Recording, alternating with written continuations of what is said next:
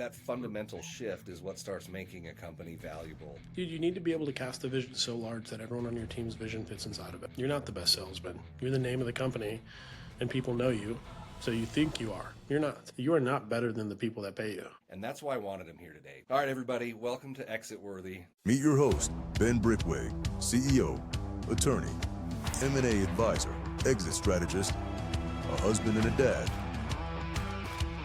Worked with more than 2,000 business owners across industries. This is Exit Worthy. Ben is a licensed attorney, registered rep, and M&A advisor. This show is not legal, financial, or investment advice. We haven't tailored anything here to your situation. For that kind of help, hire someone who has your back and knows what they're doing. So buckle up, Buttercup. Here we go.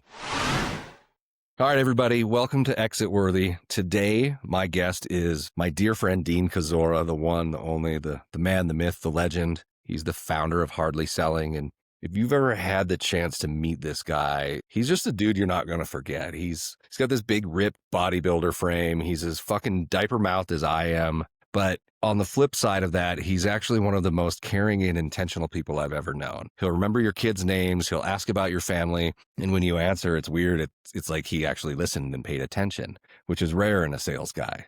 But his story isn't just about presence. It's about transformation. Dean's gone from being really, really good at selling other people's stuff to building a company that's rewriting the rules of sales. And at Hardly Selling, they prove that you don't need pressure or manipulation to close deals. It's okay to build systems based on things like trust and repeatability and care.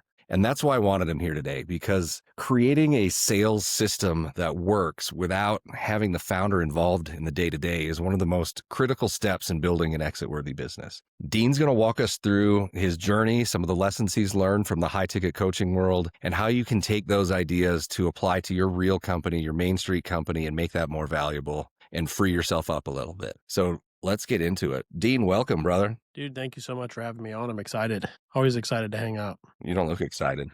Oh, I'm fucking pumped. You just can't see it. You just can't see it. And so everybody knows, I said in the intro, Dean's got a diaper mouth. I do too. We're going to try to keep it at least PG-13, but it's probably not going to work. It's one of my things, right? I don't trust anybody that doesn't can you F-bomb here and there. So can we just like break the ice and do it, please? Yeah, I already said fuck. So we're here. Already All right. did it. So if I guess if this has offended you so far, more to come. Let's just jump into it, man. Tell us about Hardly Selling. What is it? What were you doing before you got into Hardly Selling, and what made you start it? So I was actually managing a bunch of teams internally. Like I've gone and managed a couple teams, taken teams from 3 million a year to 10 million a year. Another company from, I think they're at 12 million a year. I took them to 60 million a year in a very short time. Another company was at 6. I took them to 12. And I was doing this internally for companies. And then I had my son. And I was like, okay, I'm going to quit the company I'm at and just do a little bit of consulting work with some people. And I worked with a couple different sales agencies, and I saw the same principles over and over again. People just didn't give a shit. Like they just didn't care. Like I remember the one agency I was working for, I was doing work with one of his clients, and I could tell his client was upset. I was like, hey man, we've got to figure this out. Like they're going to churn. They're upset. We're not getting them the result. He's like, fuck that guy. That guy's a piece of shit. I was like, dude, no, he's not. He's actually pretty cool. And he's like, no, dude, he doesn't want to work with us. Fuck him. I was like, what? And so it was actually a enlightening moment, because I realized then that like no one really cared about their clients. I was like, this is kind of disgusting. I won't name the agency, I won't name the person, but like I noticed there, and I noticed it with previous businesses, everyone always would have bad things to say about their clients. And I was like, well, dude, why? Why are you taking their money? Like that's a person on the other side of the phone, on the other side of the camera, on the other side of the agreement. And so when we started Hardly Selling, it was for 2 reasons. Number 1, because we wanted to care for people the way they should be cared for. But number 2, every single agency, every single place I worked actually had never done the thing that they said they do, right? The sales agency that said, I've done this, taken this company, that they've never actually done that. Like there's no way for them to actually prove it. They've never done the thing. Well, I mean, I've done the thing numerous times and I can prove it. So I was like, okay, honesty, efficacy, caring about another human is why we started it. And that's kind of how it came to be. And as soon as I launched it, like everything I launched sold just like right away. It's just posting it online and it just sold. I was like, okay, now I actually have to like fulfill this, which was cool. But that's kind of like why we started it and what I did before. We can go back further if you want to. Like there's some fun in there, but like sales before sales management, kind of how the trajectory goes for some people. But if you want to go further back, we can. Floor's yours, man. What parts of the story do you want to tell?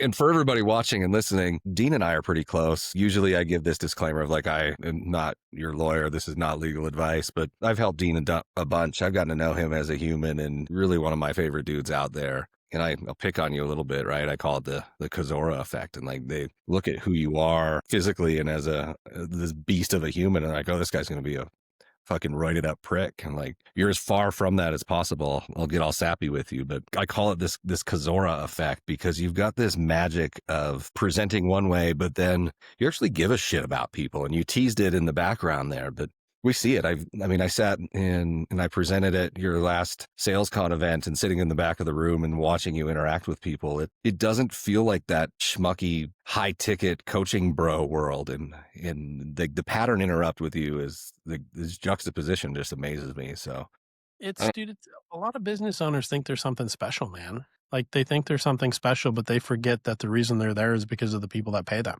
You know what I mean? Like you are not better than the people that pay you. Like they're the reason you're in that position, man. So you should be wildly thankful for them. And so like, dude, what you saw at SalesCon, it's like, but these people are the reason this event's going on. It's like, why would I hide away? Like, dude, you paid me money to be in that seat so we can put this on and have a good time and film content. Like, you know what I mean? So like, fuck, man, like you've literally paid for this thing. I've just formulated it. And that's like how I think clients should be treated. Different in different industries, but I think at some level, like there has to be a true, genuine care. And I think that's why we do so well as a company. Like, I mean, dude, numbers aside, like most people I talk to buy something from me. And it's not because I have like the craziest sales process, but they get something they don't get anywhere else. They get Dean. And it's not Dean. It's like they get someone who shows up, someone that cares, that's someone that dives in, someone that actually spends time in their business, someone that truly knows them. I know all of my clients' kids' names, like you said. I know the reason they're doing this. I get to know them. I mean, there's reasons people want to work with us, and it's yes, because we're the best at what we do, but also like they get a personal touch experience. We get to communicate like a human, not just what are the numbers. And I think that's what people want nowadays. You can do business with anyone, anywhere. Why don't you do business with someone you fucking like? yeah, that one's rough. I've been through that growth piece too as the owner. It's the no assholes rule. I don't have time to deal with people that make me miserable anymore. And I will fire the fanciest clients in the world the second that they decide that it's all about them. And I think that's similar to what you're saying about some of these salespeople. It's all about me, bro. Yeah, fire them. They suck. Why? Because they asked a question. They didn't agree with you. I think there's a trend in this online high ticket coaching space where people love to use the word mastermind, but then they'll sit up and preach from the front of the building like a cheap televangelist, right? Like, you follow me, my way is the way.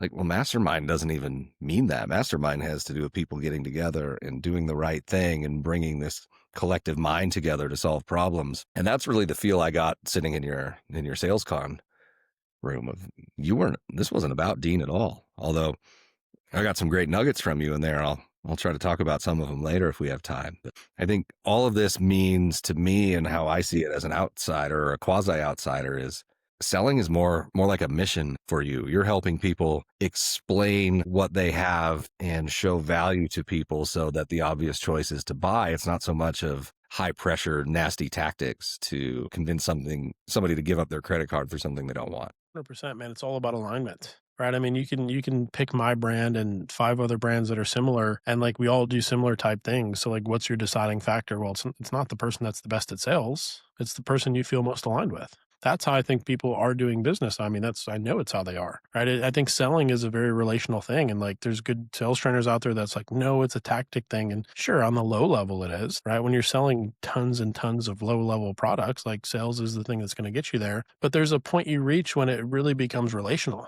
Like, I pay more money to work with people I like. Like the dude actually to aerate my lawn. One guy gave me a quote for $1,000. The guy at the gym gave me a quote for $2,000. Who did I go with? The guy at the gym. Well, why? Because he's done it for me before. He stops and talks to me every time. He tells me about his work. He tells me about his business. We talk. I paid double the price because I like the person. It's like, oh, well, dude, it happens everywhere. A human connection? It's not about beating everybody up and getting the best price? No. I mean, it can be. Just depends on what you want to do. I like the other side of it because he did it 2 days ago. He hasn't even invoiced me yet. He's just like, I'll get it paid whenever, right? It's like, it's a different type of transaction. It's not an actual transaction. It's a transformation of whatever you're trying to fucking do. So as we think about hardly selling and what you all are doing over there, what if I put you on the spot and asked you what's the core belief or what drives you to do what you do? Where do you land on that? Dude, we do good things with great people. That's worth doing. So like the core belief of it is fun, man. Like I don't know about you, but this is going to sound really egotistical. I will win in anything I do. And it's not because I'm the best. It's just because I'm relentlessly driven to make shit happen. I'll just do what needs to be done. I'll win anywhere I go. I don't care. I'll just work harder than someone, do more than someone. It's not a big deal. Like I'll always make it work. But like the core principle for us is, are we having fun? Right? If we're not having fun, why are we doing it? Now, on top of that, are we doing good work? Are we enjoying the people we're doing work with? Kind of like some of your clients that you'd fire if, you just didn't like them or they just were assholes. Like we have to enjoy what we're doing, enjoy the people we're doing it with, but also make sure that like we're doing good shit. Like if you're doing bad work and you're just getting piss poor responses or piss poor fucking reviews from your clients, it's like, well, that's not good. We get great reviews. We have fun with the people we're working with on the team and externally. And like each of us kind of just enjoy what we're doing. So like that's the pinnacle of everything for us. Like that's what keeps us going. It's like, I'm cool if we double, I'm cool if we triple, I'm cool if we don't. But it doesn't really change anything. Like, does it put more money in my pocket? Yeah, sure. I'm comfortable, dude. I'm comfortable. Am I happy? Yeah. Am I satisfied? No. But the thing is, like, that has been our drive from the beginning, good things with great people, that's worth doing. And so long as we use that as our North Star, it's like, we're always doing good in business. We've been in business for 2 years. We've had one unprofitable month. And it wasn't a big deal. No one's stressed out. We're like, are we still happy? Are we cool? Everything's fine? Yeah. Great. Let's keep going. No big deal. And that's actually really good for 2 years in business, just one unprofitable month. Most people spend a lot of money before they make any, which I know you know. We've seen plenty of that. I'm sure And you have. one of the things I admire and love about what you're doing, and as I hear you talk about this, I haven't heard the word "I" a lot. It's "we," and you've built a team and a system um, to really help your clients and propel them. So, how intentional was that when you built this out? I actually didn't want to start a business, man. Like, I'll be really transparent with you. We didn't start hardly selling to grow a business. I didn't really need it. Like I have personal stuff that I make money from. I didn't really need it. Just making money here and there. I was pulling in more than enough money to pay everything I needed, no problem. So like the idea of the business was non-intentional whatsoever. Now, as we got going, I got introduced to my business partner who I'd worked with in the past. I was a client of theirs, actually had a bad experience with them, but I was introduced through a guy that mentored me. And I was like, hey, what's going on? Like, I don't have a job to offer you. He's like, I'm not looking for one. And I was like, well, what the fuck are we doing here? So we talked about what we did. And I was like, oh, it might be fun to work together. And so I just realized really quick in that conversation, there were things that he was really good at that I wasn't. And he recognized in that conversation the same thing, but reverse. And so like everyone we've brought on, like, I don't want another Dean. I want someone that does things that Dean doesn't.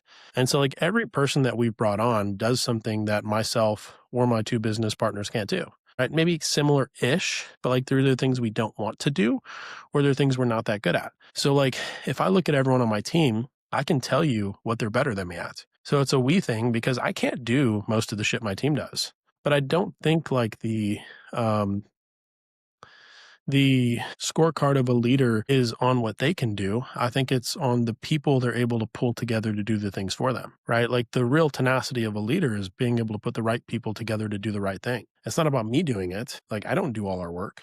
I do some of it, but like if you had to ask me about our financial model or how to build this for one client, I'd look at you and just say, yeah, go talk to Will. I have no idea, right? And you know that because in some of our conversations, I'm like, I'm just going to include Will in this because I don't know what the fuck's being talked about. Yep. But like, that's why it's a we thing is because there's things that they do the same with me. They're like, yeah, that's not my area. Just go talk to Dean. And like, it helps us as a team make sure, number one, we're staying in our lanes. But number two, every part of the business is not constructed on Dean. It's not constructed on Will. It's not constructed on Sean. It's a collective effort of all of us. I can't do what Will does. I can't do what Sean does. I cannot do what any of my other people on my team do. They can't do what I do. And that's why we work so well, because I don't want a bunch of me. I just want a bunch of great freaking people that are good. And that's huge. That's part of the hidden reason I wanted to talk to you today, because we're here on Exit Worthy talking about what makes a business sellable. People have this misconception all the time that when they're done with the company, they'll just go sell it, and they forget or just don't even know, frankly, 4 out of 5 people that try to sell a company fail to sell. And one of the big problems is this owner dependence idea. And a lot of times it's tied to ego. It's tied to, well, I'm the smartest guy in the room. This is my company. I built it. Everything flows through me. And the guy can't even leave for 3 days without everything crumbling and falling apart. And you're actually one of the best case studies I have now in my client base of what you just said. You surround yourself with people who are better at things and make it happen. Yeah. And the fun part about our business, man, is it's like, you tell me, I don't know, but like the business model we run is not a very sellable model. Like it's not, which is not exciting because it's like, well, when I'm done, I want to sell it, right? The normal business owner thought process. But like what we do is not really like a sellable model. Like selling an agency is difficult. A lot of things that need to be put together because if you pull us three out, the three owners, dude, it doesn't crumble, but it doesn't move the way it needs to, right? But also like you're 100% reliant on not just clients coming in, but the people doing things right day after day after day, right? As soon as you mess up in an agency, like guess who gets canned? Well, you do. So you're 100% tied to the performance of the companies that come to you. And sometimes the performance that you get from these companies is not reliant on you, but you get fucked anyways. So we run a really interesting business model in that we do well, but we're not in this to sell it. We have other plans with other things that we'll be talking to with you about soon. But this is just it's a fun project, it really is. And that's also a key part here, right? Exiting doesn't need to be selling to a third party. It can mean expanding your mission, moving on, promoting people from within to continue what happens or what the company stands for. I want to talk a little bit about, well, let's start with foundation, right? We talk about high ticket sales and consulting and agencies, and it's this very small segment of the economy, but it's a fun little world I've learned about. But can you just explain what is high ticket sales? What does all this stuff mean for people who are, an HVAC guy or a plumber or somebody in a manufacturing company? What are we talking about here? Dude, I mean, we're talking about something fake, truthfully. Info products. It's an intangible product. And most of the people that think they have something, it's just a ripped off version of something they've learned somewhere else. Like it's a very, very fake industry. And I hope people in the industry listen to this and see it and kind of realize what I'm saying. Most of the shit you're getting, buying, learning, and doing is something that has been done in business for years. So it's just basic principles of business taken online and marketed in a special way. Now, some of the stuff is legit, but to break it down, dude, it's info products, coaching, consulting, right? I can help you with your mindset. I can help you with your marriage. It's like you get on calls and listen and do things. Like it's not a physical, tangible product. It's not a service that I come to your house and do. It's working with you, working with your business, doing things that other people can't do. But like, I don't have many operational expenses in my business. Like I don't have an office. I don't have trucks. I don't have cars. I don't have tools, right? So like our operating cost is low compared to like someone that runs an HVAC company.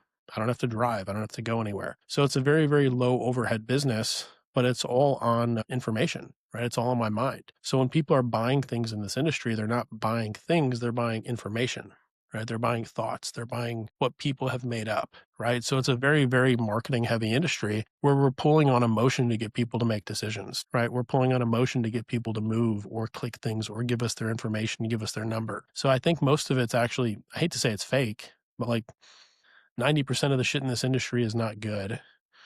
The 10% that is good, most of it's not real. There's like very far and few that's good. Like just call a spade a spade. So when I look for help, I actually don't look in this industry. Like you saw the guy I had come speak last day of SalesCon or second day of SalesCon. That's where I go for information. The guy runs a fucking $2 billion a year business, right? He sells actual products. He has fucking 500 staff. Like that's where I go to learn because the principles outside of the quote unquote high ticket industry is what shaped it. People have just repurposed it in a more exciting way.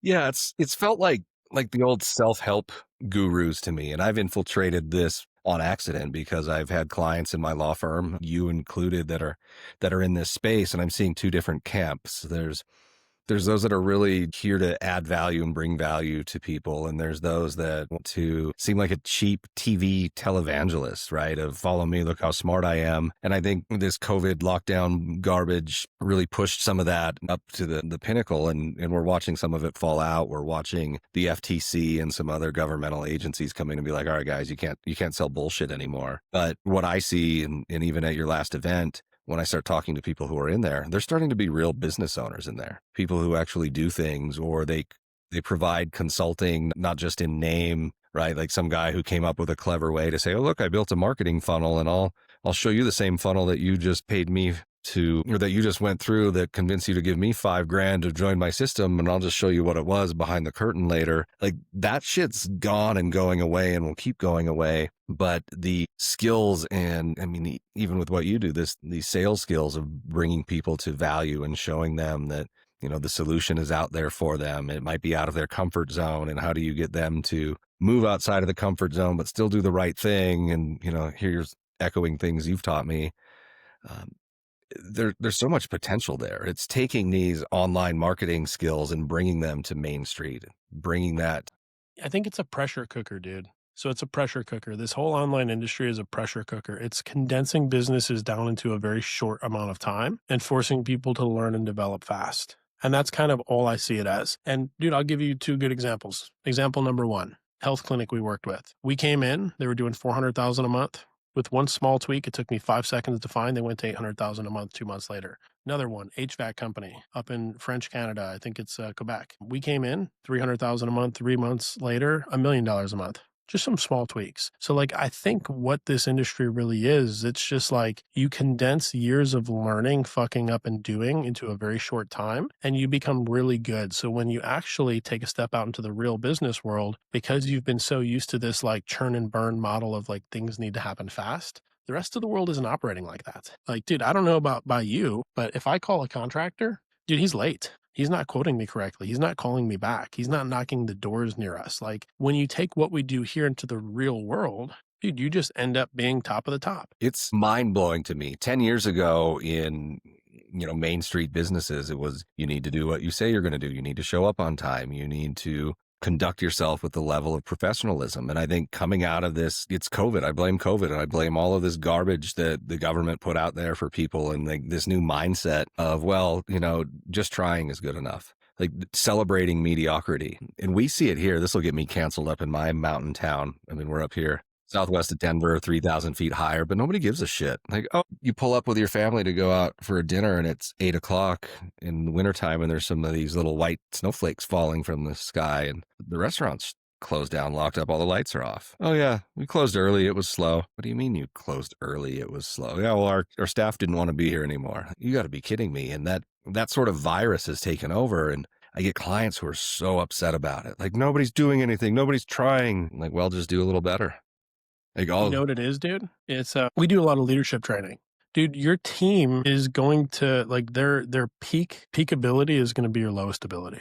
Basically, like, your team will fall to the standards you set for yourself. And I know you know what I mean there. If my max is a 10 out of 10, but I fall down to a 5, my team's always going to be at a 5. They're going to follow in your lowest footstep. And so, like, it's a business owner, oh, my team doesn't want to be here. Well, you don't want to fucking be there.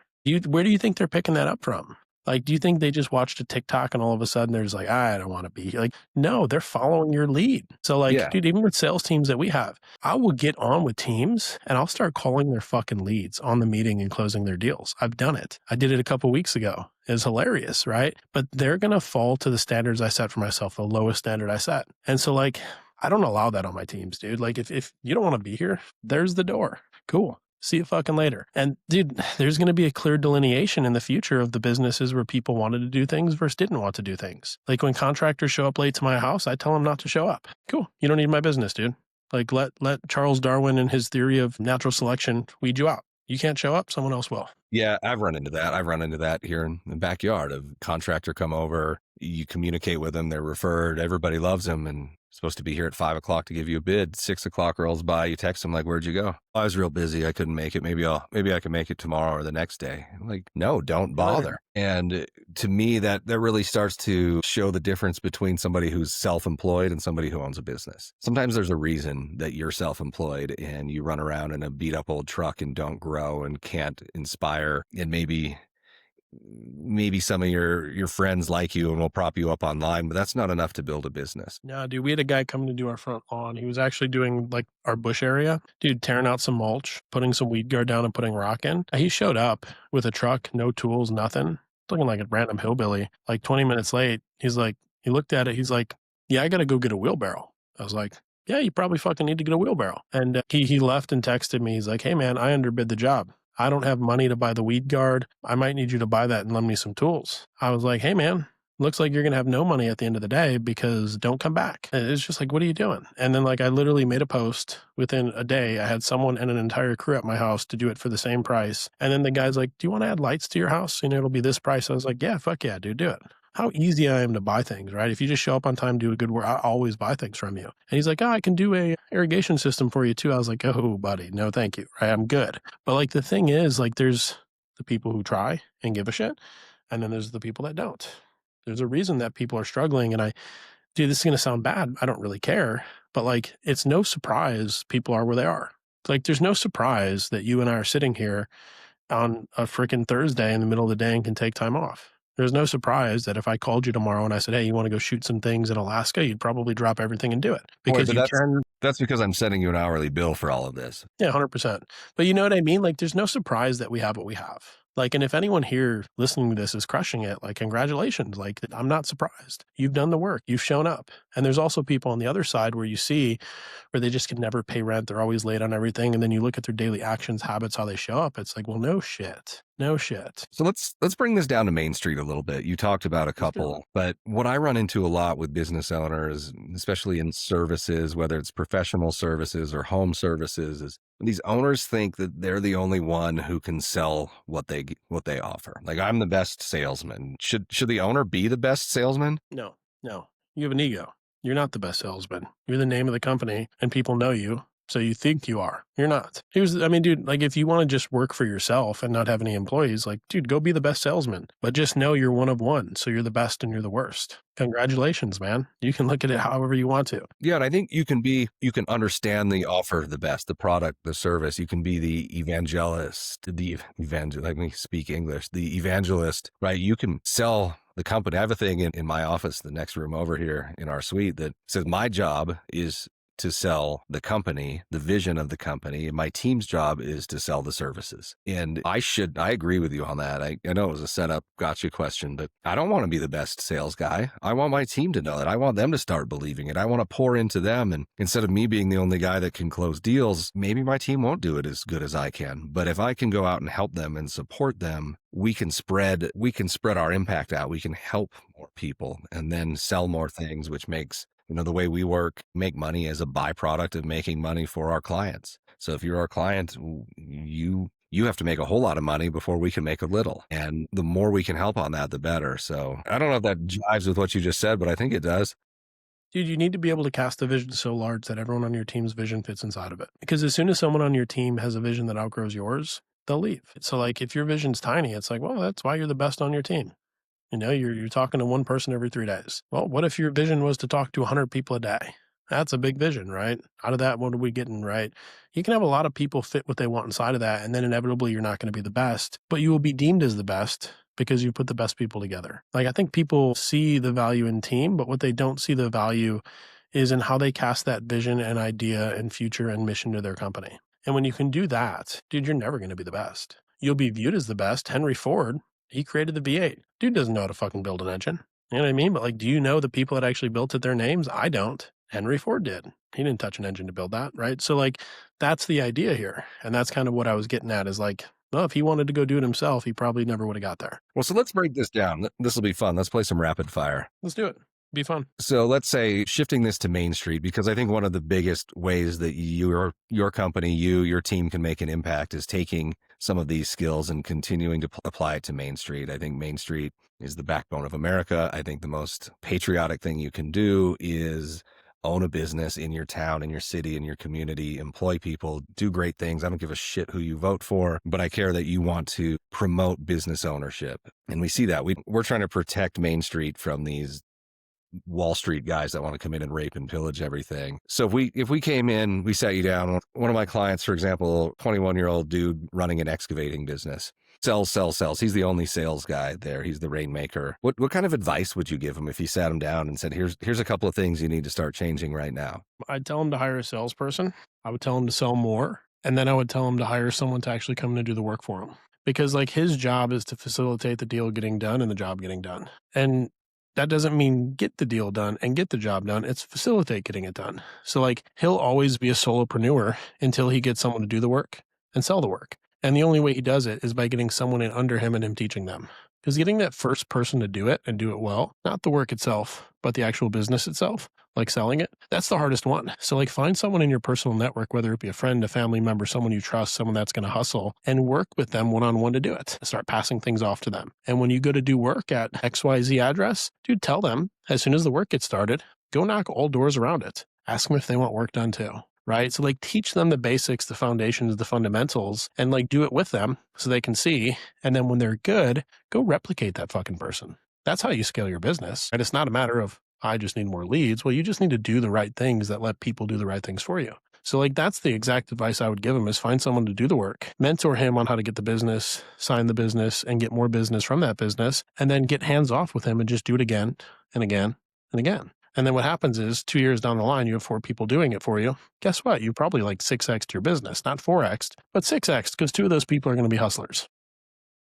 Yeah, and that's the tie-in for us, right? That fundamental shift is what starts making a company valuable, something that you can sell, something where the irony is the companies that buyers want to buy the most are the companies that sellers want to sell the least. Dude, and they're like, why would I sell I got to this? introduce you to my buddy Trevor down here next time you come down to Tennessee. Okay. He did he tore down the forest in our backyard. He didn't do it. Someone else did it for him.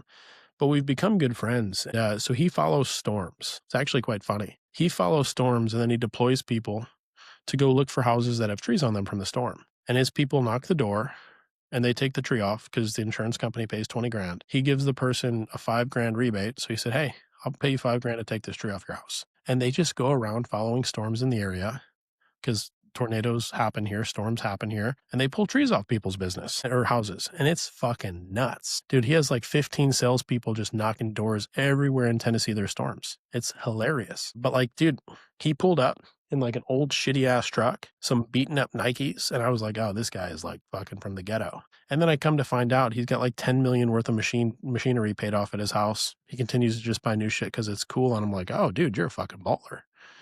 He's like, yeah, you'd never know it. I was like, I see it. He's a fun one. He's got a business that truthfully, man, like that thing is legs. All he does is follow storms. And with all the shit going on, he follows natural disaster. Yeah, there's no hidden need in there, is it? He's like, we fixed that. You see where that tree fell on your house? Yeah, we'll cover that for you. We got you. Yeah. It's like, hey, I'll give you 5 grand if I could take that off your house. Just sign here. It's like, well, fuck, man, you take it off my house and give me money. Hell yeah. It's hilarious, dude. But like, those are the type of businesses that I see and I'm just like, fuck, dude.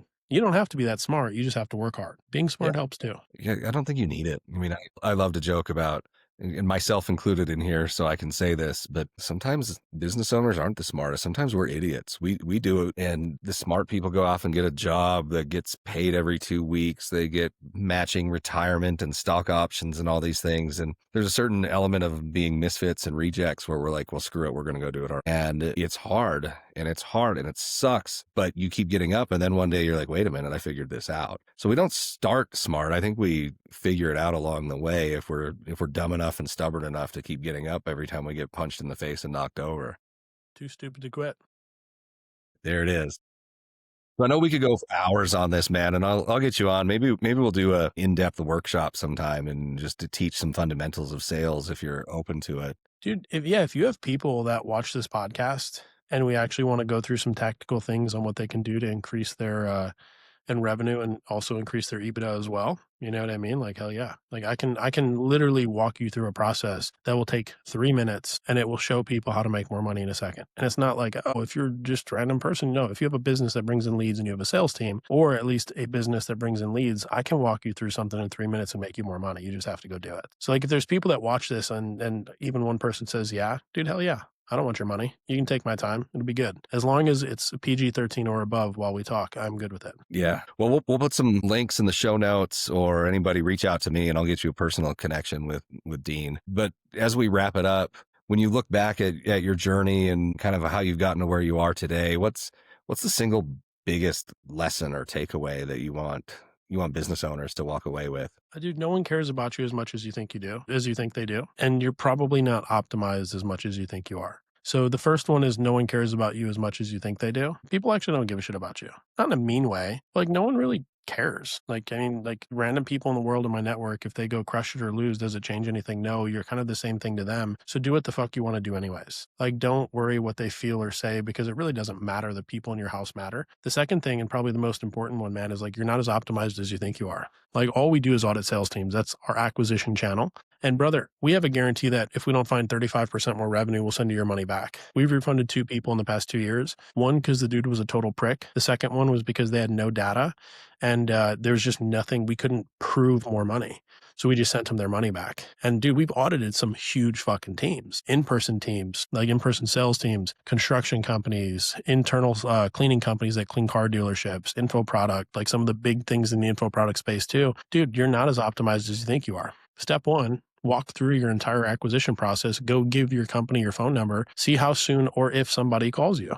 A lot of you, it's not going to happen. Oh man, there's a problem there. Second problem is how are your closers or people that are running sales working with your number once they come in? Do they call you once and forget about you? Do they offer you a price and never talk? So like, there's a lot that we can talk about there, but like, that's the biggest thing is you're not as optimized as you think you are.